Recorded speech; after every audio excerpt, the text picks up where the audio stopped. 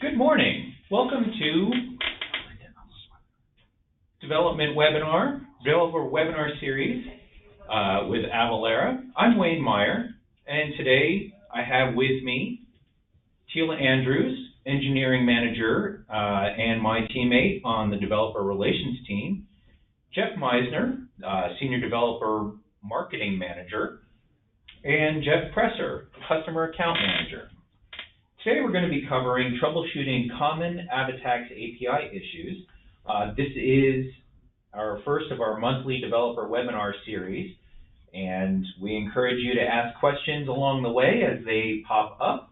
And we'll also be covering a lot of different topics today and how to get your additional questions answered, even if you didn't have any questions today.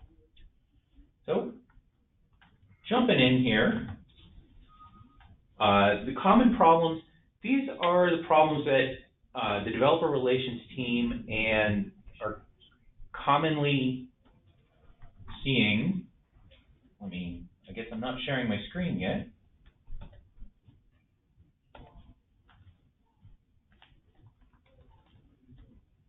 Click to start sharing screen.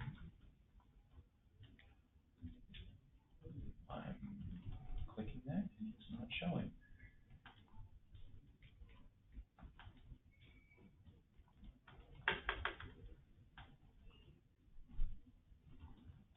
I'm working on trying to share my screen here so you can see what's going on. And for some reason,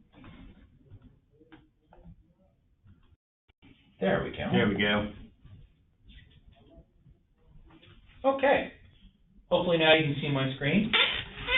So the common problems, this is what the developer relations team frequently sees when we're working with developers working on their integrations with the Avatax API. And hopefully Jeff can also weigh in on, Jeff Presser can weigh in at any point on also issues that he sees, and he'll also have insight on how to fix some of these challenges, even if that means picking up the phone or getting on the forums and saying, hey, first problem that we commonly see is authentication. This is a very frequent issue, and we'll get into that and how to fix that and how to troubleshoot it. Inconsistent tax results is also an issue that arises very frequently when people are first starting out their integrations. They're not seeing what they expect, or it's different despite what looks like the same request. Result size and filtering is a common problem. What I mean by this is you expect to see maybe 1,000 records, but you're only getting 100 back. Address resolution, another common issue that arises. Addresses are critically important to Avatax. Connection issues, because if you can't connect to Avatax or the internet, this really isn't going to work too well for you. And finally, latency issues, how to diagnose them and figure out where you might be going wrong. And finally, we're going to touch upon introduction to resiliency. What to do when you're down, the internet's down, or you can't get to Avatax for some reason. All this stuff is really complex, and lots of things can go wrong. Some outside our organization or outside of your control or ours. So starting in with authentication, how to get through that front door. Authentication is the first step in a common stumbling point. If you can't authenticate, things are going to go nowhere fast. So how do I authenticate? Well, first you need to decide what types of authentication you want to use. We have 3 that are commonly used. There's basic authentication, license key authentication, and bearer token authentication. We are also working on our support for OAuth, but I won't be getting too much into that. OAuth is still in development. Contact your customer account manager for more information. And that's still in development as of this time. Hopefully we'll have OAuth available before too long. So I'm going to switch over to Postman here. Well, actually, first let me go most common authentication issues. First and foremost, what occurs with authentication is that you forget to base 64 encode your header. I do this on the regular, and I'm in this all day long. I see Jeff nodding his head. Is this also something you see regularly? Not personally, although I have had customers reach out with difficulty not knowing basically what they need to input into their API to get authentication, account number, license key, things of that nature. Yeah, it's a really easy stumbling block. And fortunately, this is a pretty easy one to fix. So let me show you. Let's see here. With base 64 encoding, pick a base 64 encoding app that you like. I'm going to pick one straight from Google, and we'll just base 64 encoding.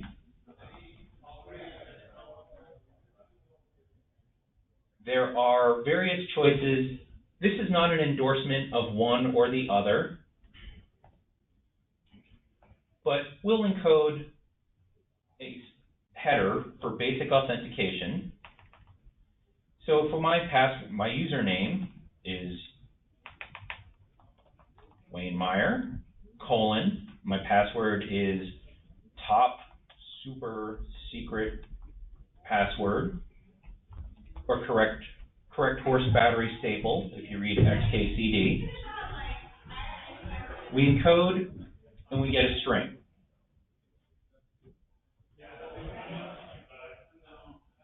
If your username and password were username and password, base 64 encode, your header is going to become basic, space, and all of that is encoded.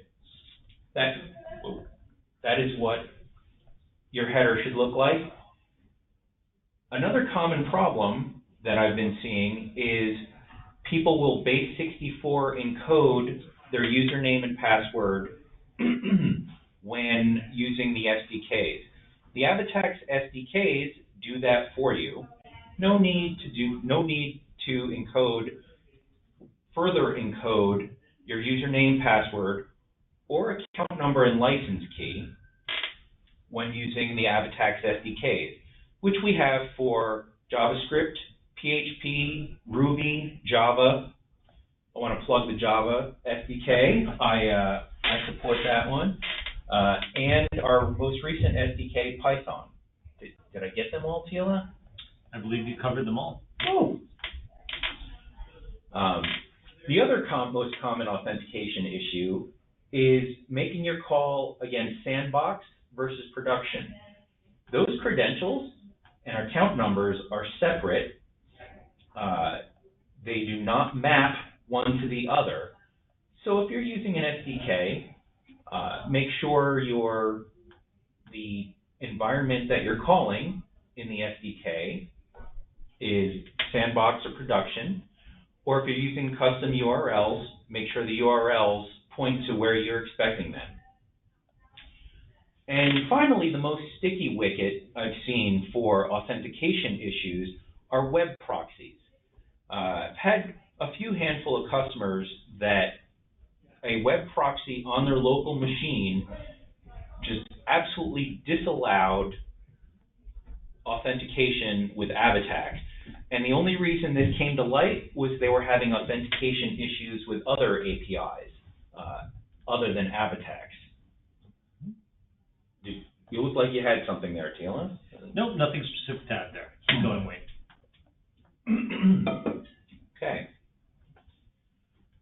License key authentication, also the same. You're still going to have a header key of basic. Instead of username and password, it's account ID : license key. And if your account ID was account ID and license key, that string there is what would look like a base 64 encoding. Okay. Moving forward now, inconsistent results. A common issue that we see with using the Avatax API is the results are different or the results make no sense to you. Sometimes that can actually be some manner of content issue, a text rule you didn't expect. And by all means, please bring this up to either your support representative or our forums.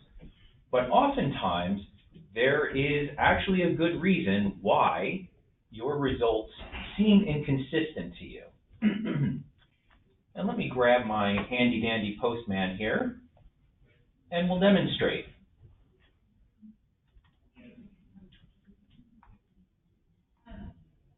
How does that font size look? Is that legible? Yeah, that's pretty good. Okay. So one of the common issues for inconsistent or unexpected results are incorporated versus unincorporated addresses. When an address is in an incorporated township or municipality, it's generally will often fall under different taxation rules than apply to unincorporated addresses. So let's start with our incorporated example here. And this is Little Elm, Texas. Little Elm, Texas, this is inside the incorporated Little Elm, Texas township.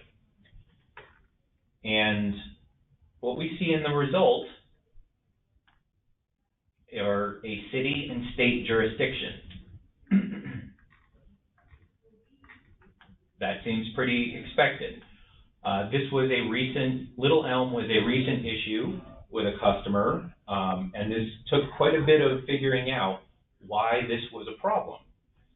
Now, if we go with an unincorporated address, just outside the incorporation line, and if I recall correctly, this is actually one block over. This address is in the previous example's backyard. And we'll scroll down here and get our jurisdictions. Only the state jurisdiction applies. That is one backyard over. Why didn't they get the city tax? Because it's an unincorporated address. So when you're buying your stuff online, have it shipped to your neighbor's house if they're in an unincorporated address. Okay. Another example, I was having some difficulty finding this one, but in California, there are some jurisdictions that are all STJs, or you might just get a fire hose of jurisdictions. California seems pretty good about this. Wayne, what's an STJ? Oh, I am glad you asked.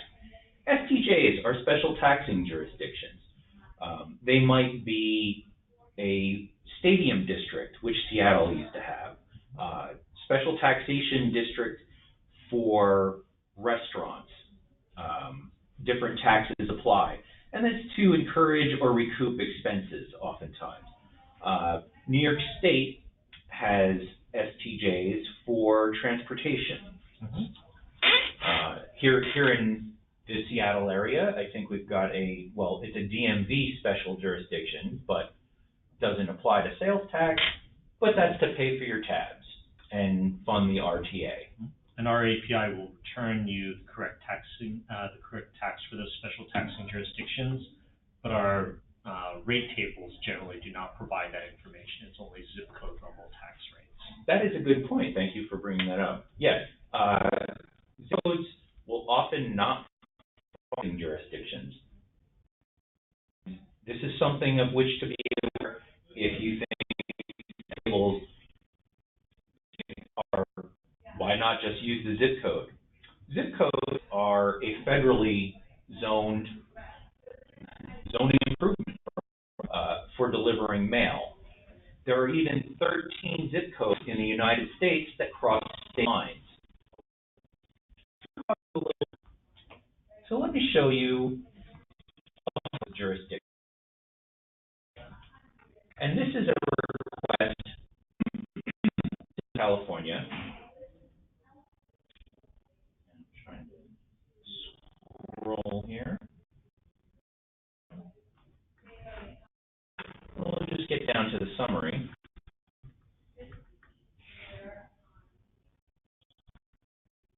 The summary, California, I expected to see that. Santa Clara County tax, okay. San Jose City tax, okay. Wait a second. Santa Clara County tax SL? But this is a tax that is applicable to the address that we're shipping to.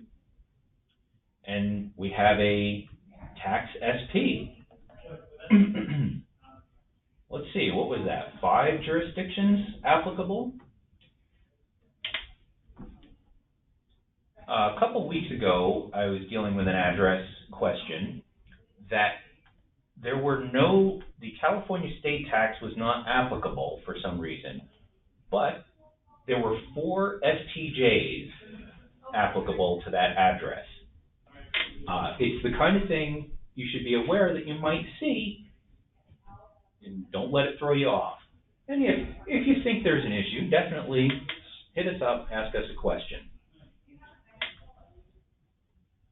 And I can just add, Wayne, that a lot of times many developers that I've had reach out to me as an account manager to ask questions about what they perceive as discrepancies between rate tables that they're using in a current system and the API and the rates that they're getting as they may get tax calls to us based on specific addresses, is that they think that there should be a match and they don't understand that special taxing jurisdictions even exist. So a lot of times it's a good opportunity for a developer to learn something new that might only be useful in the context of their development of that particular API, but a lot of times what they think is a discrepancy is just them not realizing that Avatax and our tax engine is more specific and more exact than a rate table that goes by zip. Well said. Thank you. Thanks for bringing that point up. Yeah, this is something we have to hammer home. This point comes up pretty much weekly for us. The rate tables might not have complete information applicable to the addresses to which you're shipping. So thank you, Jeff. Too many Jeffs in the room. Okay. Let me also demonstrate general delivery. This is an option for you. And this also ties into our addresses. And I'm going to circle back to this one. So if you have a general delivery address, you know that this address is good, or this person is shipping general delivery, you can still use general delivery in line 1 and get the broadly applicable taxes for that zip code. And this is going to be similar to rate table information when you use general delivery. Something available to you. Okay. Moving on. Another question that we get hit with. I know there are more records. The endpoints in Avatax REST return a limited number of records to keep it responsive. Also, if you have 10,000 customers, or maybe you have 100,000 transactions, your system or our system might time out on that request, waiting for 10,000 records to come down the pipe. Fortunately, there is a way to check when there are more records available. Using our own account here, going to demonstrate a request of getting customers. So these are all the customers that we have set up, and there's 530 here. I guarantee you there are not 530 records in this result. And let me just prove that.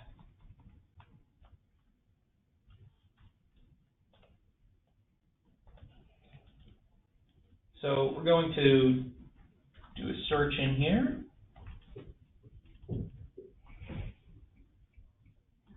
And the count is 101 of this bracket. There's actually 100 records because there's the opening bracket for this response. But wait a minute, it said the record set count is 530. Avatax was able to find 530 records, but for the get customers endpoint, only 100 will come back.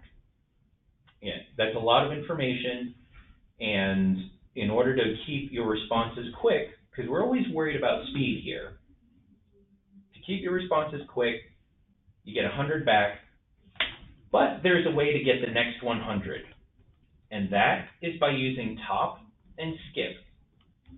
Now maybe you don't believe me this works, so I'm actually going to tweak around a little bit with the top and skip. And I'm going to say that I'm going to skip 99 of these and fire off this request. Whoops.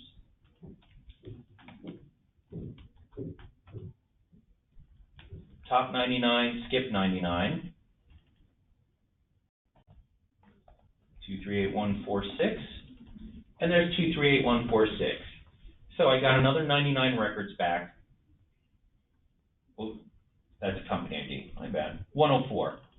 Customer ID 104. Customer ID 104 right there. And a whole lot more further on down the line. 117, 118. These are the next 99 customers. The transaction endpoint returns 1,000. I believe it's 1,000.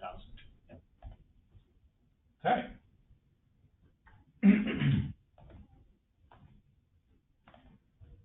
So, if ever you're short on your records, try out the top and skip. Especially if you see the record set count is showing way more than you're getting back. And that's why we include the record set count. There's more here. Moving on to addresses. Addresses, they all tie together. Avatax relies heavily on addresses in order to get you your tax calculation. We use rooftop accuracy. And like all things with computing, we're all developers here, right? Garbage in, garbage out. If you give Avatax a junk address, you're going to get a junk result if you get any result. The system tries to resolve your address phonetically, tries to find a match, and it does generally a pretty good job when you feed it. If someone mistypes a road name and it can find a good match, but it's not perfect. We make errors, so sometimes the address doesn't exist. Sometimes it's an incorporated or unincorporated address. P.O. boxes really can change things for you. Even if you put in a solid physical address, by putting in a P.O. box address, you're looking at me funny. You got it. I'm learning. Okay. I'm actually learning something new about the P.O. boxes. If you put in a street address and then put in a P.O. box, Avatax, like the post office, is going to assume that you want to deliver to the P.O. box. And that will resolve to where that P.O. box is, usually on the zip code centroid. What's a centroid? Tila. Centroid is the geometric center of the boundary for any jurisdiction. So if you think about a irregular polygon, the centroid is that single latitude longitude that represents the geographic center of that boundary.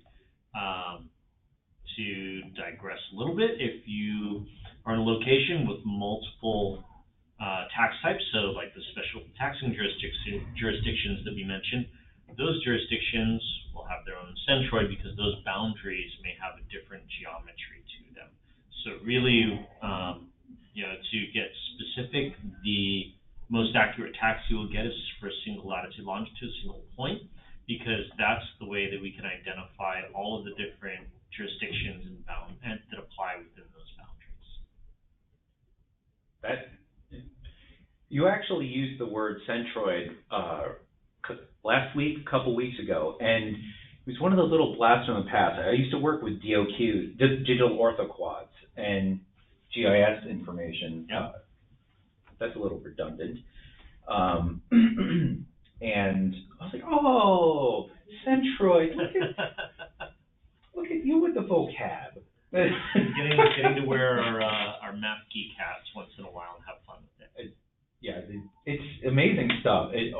And where we're going with GIS, just within Avalara, the address resolution service, you would think, oh, well, we'll just pull this information. There's a lot that goes into this, and to get rooftop accuracy. Wait, is that taxable? Is that actually a house? And this comes into, another problem that comes up is, what do you mean that address doesn't exist? We're kind of in a construction boom right now, and it can take up to 6 months, maybe even more, for the USPS to recognize an address as deliverable. And so when this comes up for you and your customer says, this is for sure an address, this is my address, I guarantee you I live here, you can fall back on the general delivery. If, for example, if you have a fully automated checkout process and your customer, puts in their address and you fail to resolve it, for however you're resolving addresses, and I'll circle back to that in a moment. You can have in your workflow, in your checkout process, hey customer, is this really your address? We either resolve to this, or we can move forward with the address you entered. Why, yes, this is really my address. And as an anecdote here, when I was growing up, I lived in a very rural area, and in 5 years, despite living in the same house, my address changed 4 times within 5 years. Because rural delivery systems they're constantly changing, and the nomenclature changing. And as it moved to an incorporated address, that changed our addressing, or the lot was incorporated, and then there was subdivision around us. Another point about address resolution is we currently have address resolution only in Canada and US at this time. Wait, do we have? No, that's correct. So Yep. Canada and US at this time, our address service is provided to facilitate tax determination. And we will look at adding address level or rooftop level accuracy in other markets if those are required. But for other markets, really you need to know the country level. That's the level of resolution needed. So that's the level of data that our service provides. And authentication might be the thing that gets you through the door. Addresses are the thing that gets you the tax calculation you need. Again, using general delivery falls back to zip code and a very generalized tax calculation. In this case, we got 4 jurisdictions. We didn't get the 5th we didn't get our 5th jurisdiction for this Irvine, California, using general delivery. Just want to add that another common use case for address validation, like you mentioned in the e-commerce flow, is ensure that the address is correct for tax determination, but also to ensure that the address is correct to have accurate delivery, so that as an e-commerce business, you're not getting charged by your carrier, such as UPS, for having to return and redeliver the address. So that's some additional value that a lot of our customers see. You touched on that one. Trick question. Am I allowed to use the Avatax, not trick question, bonus round question. Am I allowed to use Avatax's address resolution for deliverability? That is correct. We actually encourage this. This is specifically laid out in our terms of use. So if you do not yet have an address validation service or implementation, Avalara rolls this into your subscription. Go ahead and make requests to determine deliverability of your customers' addresses. You can also use it to make tax estimates. Hey, I see your jurisdictions are State of California at 6%, Santa Clara County at 0.25%, and so on. Okay.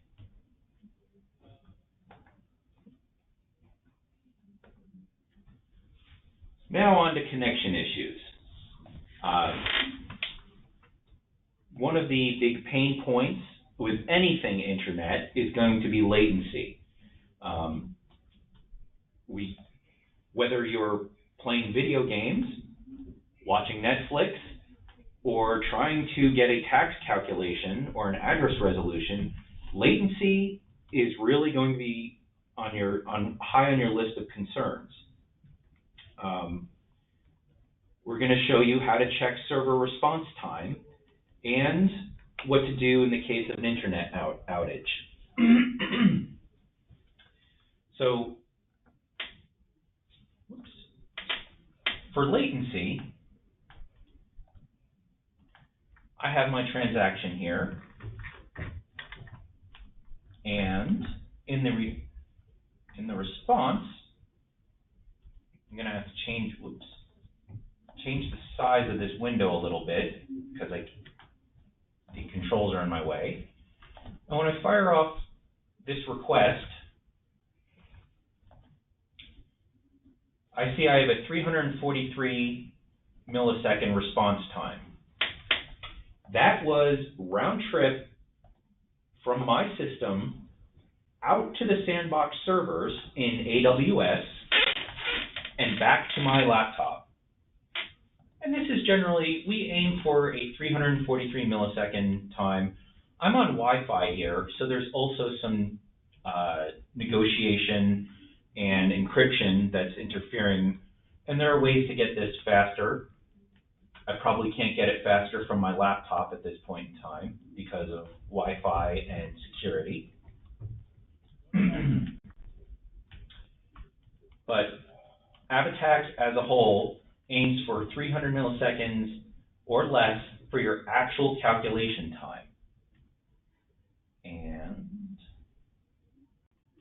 so this was 343 round trip. Let's fire this off again and see what happens. 197 milliseconds round trip. Wow, I just randomly shaved off over 100 milliseconds for doing nothing. The first general thing is to, when you're troubleshooting connection issues, is to detect any service outage. In general, you should have your own monitoring on your internet backbone, your connection to the backbone, and services that you use. Avalara gives you a ping endpoint, and this is good for a lot of uses. First thing, well, we'll just move on down my postman here. 64 millisecond round trip server to server to the ping endpoint. Okay, so even if we assume it took the server a little while to respond, I have, let's just say the server responded after 20 milliseconds, 40 millisecond round trip. And I'll actually show you how to determine your round trip times in a moment. This endpoint's also pretty handy. I can test that my credentials are actually good. I was able to authenticate. If I'm unable to authenticate, I still get my round trip, but it's false. Another handy utility we have, another page is, that window go, is the Avalara status pages. And that's status.avalara.com.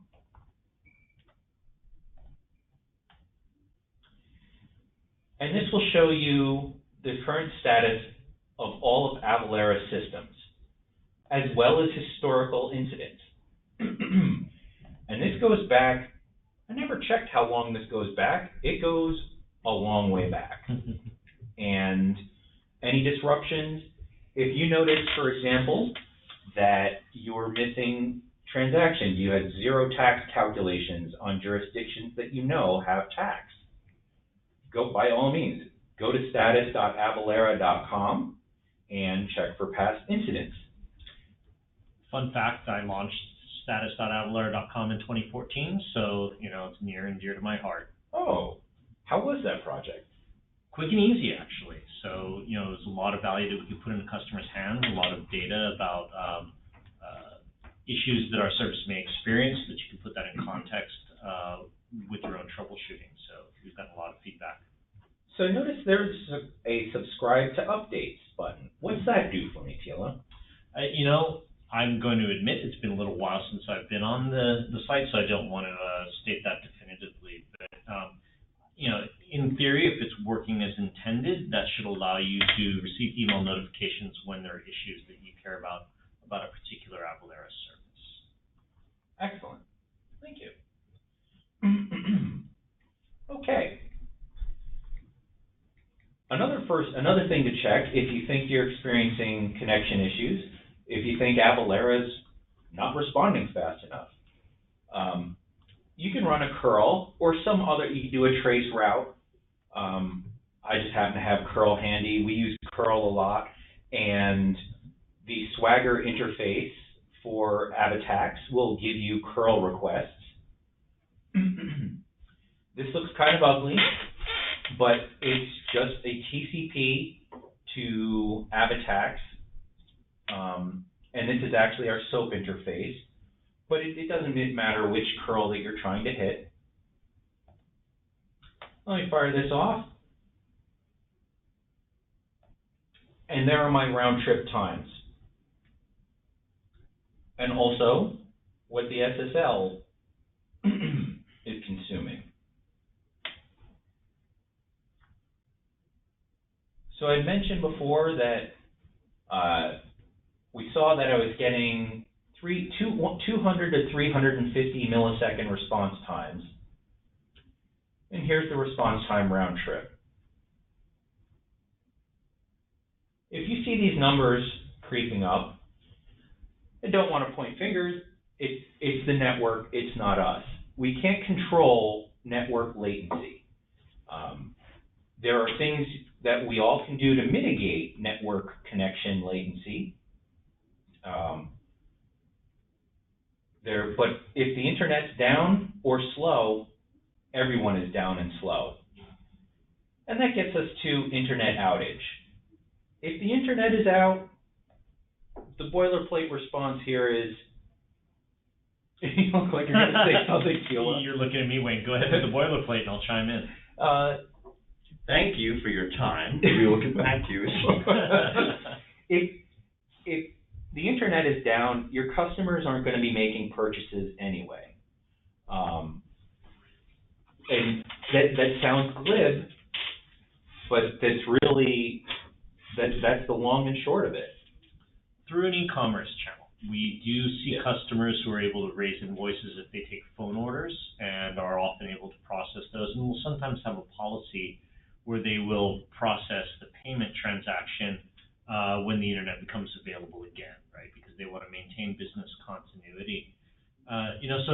case, the best practice that many of our customers will use is to use a rate table, and then they will recalculate that transaction when the service becomes available again.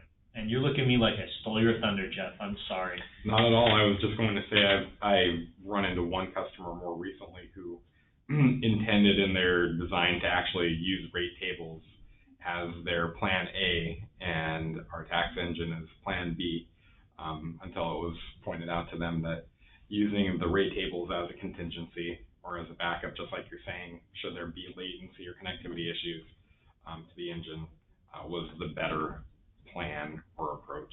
So they redesigned it so that rate tables would be the plan B if they weren't able to connect. That's an interesting integration plan. I hear new integration plans almost every day, and so that's a new one on me. Thank you, Jeff. And how much convincing did it take to demonstrate that using the rate tables as a fallback, as a failover state? Yeah, that's a good question. And actually was more a matter of their tax manager speaking to their in-house developer and explaining that the value in Avalara's service was having that specificity of, the geolocation and being able to get to a location within special taxing districts or jurisdictions, and saying that it made no sense basically to pay for Avalara's service and then just use a rate table as their primary reference.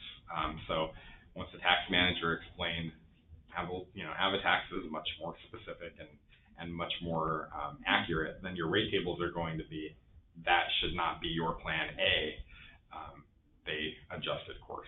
So I think it came down to their accounting and tax team saying, we want the most specific numbers because we don't want to overpay or under-collect or over-collect on taxes. And that really rings true. I mean, the value of Avatax is that we implement your policy, so those kinds of implementation decisions really should be driven by the policy of your organization. Okay. I want to circle back a little. I had that nasty curl statement. It looked like a lot of soup. That is available. You can find that on our developer.avalara.com website, lest anybody say, wait a second, where was that? And that is published and available, and I'll try to show you where that is at the end of this when we get to our Q&A. So Jeff Presser, brought us onto the next topic, actually quite seamlessly, resiliency.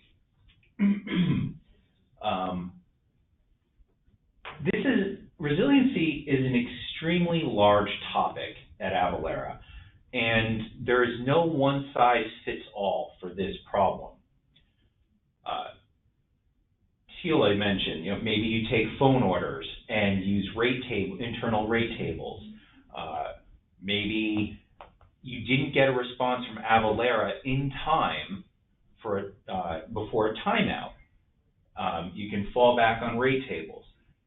You can prevent orders from getting completed until service is actually restored.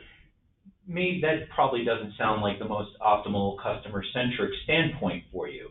This really depends on what your tolerance is for maintaining business moving forward when things are less than optimal.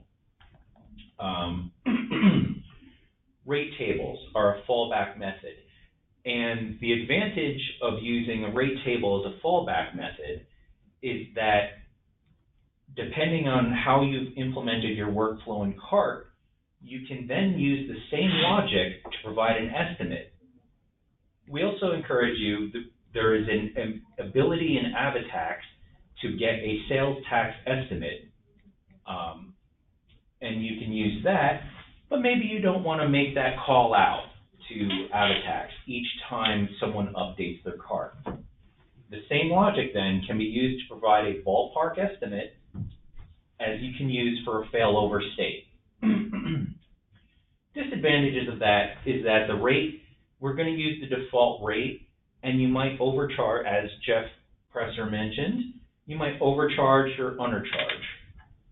If your workflow is tolerant, your workflow and your ERP or CRM system allows back modifying transactions, you can use a 0% rate with a notice to your customers that tax is going to be calculated at a later point and added to your order, and then you can finalize those orders once connection is restored. And by using TILA's handy dandy status page, you would know if Avatax was unavailable or if there is we were currently experiencing outages. And also, since you have your own monitoring, right, you would also know if your systems were down and that all of your reps need to jump on the phones and get in the queues. Another help, this isn't necessarily for resiliency, but inside all of the Avatax SDKs, there is a log to file method. I've only recently discovered this one myself in the past month. Super handy. You can keep track of what's going on with your Avatax calls, and if it comes time to contact my team or Jeffrey Presser's team for support, hey, I've got this handy log. And here are my requests and responses. Wayne, how does the log to file data provided differ than what a customer might see through Avatax user interfaces? That really depends on what you send to that method. When you're using the SDK, you can put in, at least as I recall, just about anything you want at that point and send to that method. Cool. Thank you.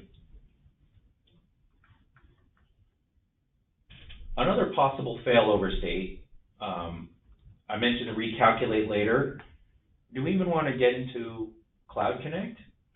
That's a broader topic than we have time for at this point. But I'll give the 30-second overview that if you maintain your own data centers and care about latency and do a fairly high volume of transactions, we may have a solution to bring Avatax's accuracy closer to your point of origin to speed up your tax transactions. So if that sounds interesting and like a problem that you have and would like a solution for, please contact your account manager. Okay. I'm getting down into my Q&A time here, and I want to make sure that I leave time for any questions that arise. So I'll wrap up here. We're here to help. There are many ways to get support. I'm going to plug the developer relations team. We're an engineer-to-engineer resource for you to get help with your implementation, integration, whether it's pre-sales, pre-integration, or post-integration. We really want to make you successful. This is what we're going for. If you have API questions, SDK questions, there are a lot of things we can't answer. We can't necessarily code for you because of compliance and liability reasons. We don't want to suggest, one partner over the other, but we are here to help. We can point you to a lot of different, there's an awful expression, but there are many ways to skin a cat, and we know we've seen quite a few of them. Clearly, we're still seeing more. We have our developer website, developer.avalara.com, which we are on, we maintain, we're super proud of it. It is a fire hose of information. And that's another thing. We understand this is huge, this is complex, there is a lot of information. By all means, reach out to the developer relations team. You generally cannot contact us directly, but contact your account manager and say, get me the developer relations team. And they can reach out to us. They know us. And we are happy to answer. We'll give you a hand-guided tour through the documentation. You can open a customer support case with both on Avalara.com or through your rep. I'm going to say developer.avalara.com another time. You can reach our developer community forums there. My team monitors these forums weekdays, and we try to have daily answers for you. We're still a small team, so occasionally that might get a bit slow. We apologize in advance, but we like to be on top of those forums. This is something deeply important to us, and we like the mutual outreach and the ability to talk with a broader audience than we can on a one-to-one basis.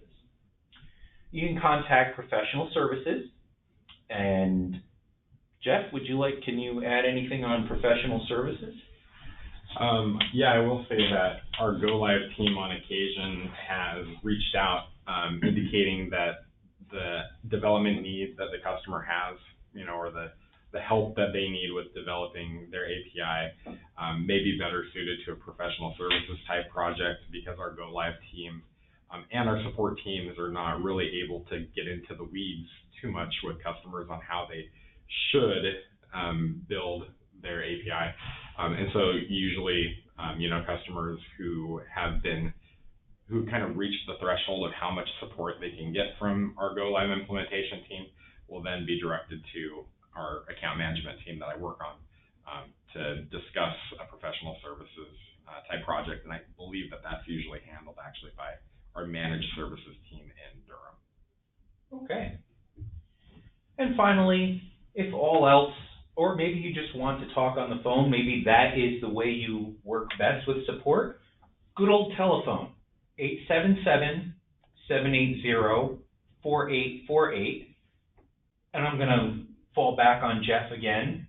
What are the hours for phone support? Great question. So it does depend on a customer's support plan.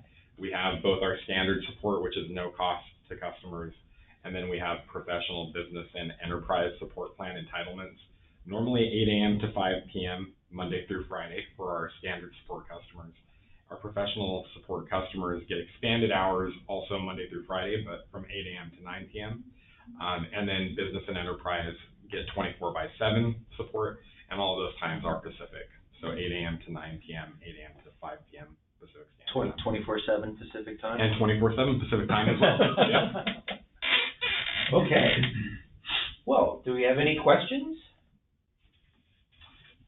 We do not have any so far, and so I would encourage everyone on the call, if you have questions, now's the time. We've got about 8 minutes left before the end of the webinar. Okay. Well, while we're waiting to see if anybody pops any questions, you missed this. Oh, Sheila? Yeah, I actually wanted to just, wax a little bit on the issue of resiliency, because I know that's something that our customers deal with on a frequent basis. And from my perspective, resiliency at Avalara is about how to identify when the service is not behaving the way that you expect, or you're not getting the response you expect, and also the practices you put in place to address that condition. So at Avalara, we look to address both. On the front end, we want to make sure that our documentation is of high enough quality so that you can implement it effectively and easily, so that you have the tools you need to identify when there's an issue, such as our status page, and then also work with you on best practices, such as using rate tables as a fallback or Cloud Connect to implement the closed loop for that resiliency approach. Yeah, at the risk of repeating myself, resiliency is definitely a huge topic. Thank you, Tila. It's something about which we can and have literally talked for days, internally, externally, and internally a lot more than days. customers want to know that that if their servers are up and running, they're going to be able to make sales. And so we want to help you with that. And at any given point, as you're doing your integration and considering your options for business continuity, either during a broader outage or your own outage, reach out to developer relations. We would love to hear your ideas, share with you our experiences, and that are specific to your workflow, your ERP or CRM, and your accounting guidelines and rules internally.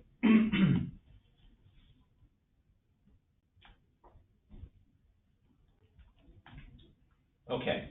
Well, while we're waiting to see if any questions pop up, Teela, the question you missed this morning is, what summer movies are you waiting for, excited about? Oh, that is such a big question. I wish I'd had this in advance to prepare.